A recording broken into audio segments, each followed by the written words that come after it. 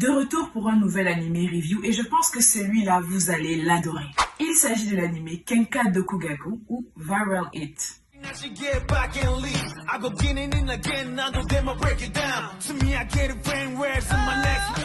Petit, malingre et tout ce qu'il y a de plus ordinaire, Obinio est le souffre-douleur de sa classe. Accablé par sa vie de lycéen, malmené par la santé de sa mère dont il doit se préoccuper et sa situation financière qui est de plus en plus inquiétante, Obinio se surprend à rêver de faire partie de cette classe de YouTubers qui arrivent à gagner des sommes faramineuses grâce à leurs vidéos.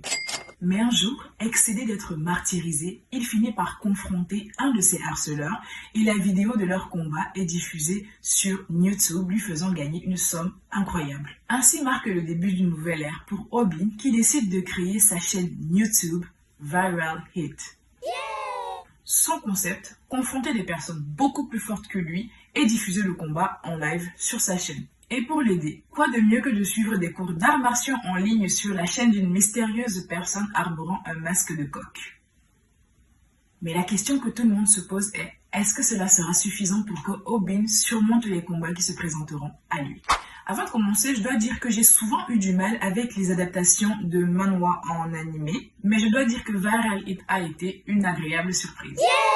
Les Coréens ont ceci qu'ils arrivent à dépeindre le harcèlement, la violence et la peur avec une telle expressivité qu'on se surprend à être totalement imbriqué dans l'histoire malgré nous. Et le studio Okuruto Noboru, qui a fait Tomodachi Game, a bien fait son taf. J'aime beaucoup l'histoire qui, quoique assez tirée par les cheveux, est très intéressante et amusante. C'est vrai qu'il est incroyable de penser qu'un total amateur puisse confronter des brutes ou des professionnels et s'en sortir malgré tout, mais je pense que ça véhicule également le message comme quoi même les pros peuvent être vaincus lorsque nous avons les bons outils, les bonnes techniques et surtout qu'on apprend à viser là où ça fait mal. Et en prime, je vais toujours aimer voir les plus faibles vaincre les plus forts, même si c'est pour de l'argent.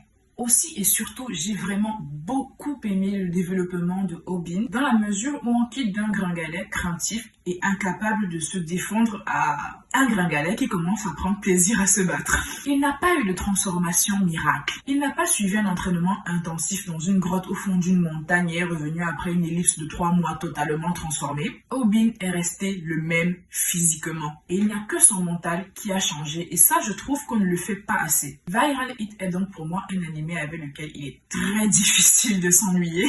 Non seulement à cause des scènes d'action bien amenées et surprenantes de qualité, mais aussi par son humour tantôt noir, tantôt d'un ridicule alarmant.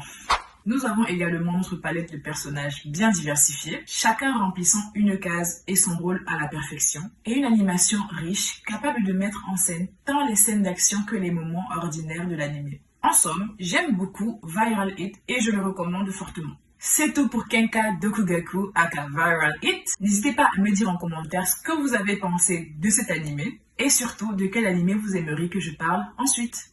Tchuss!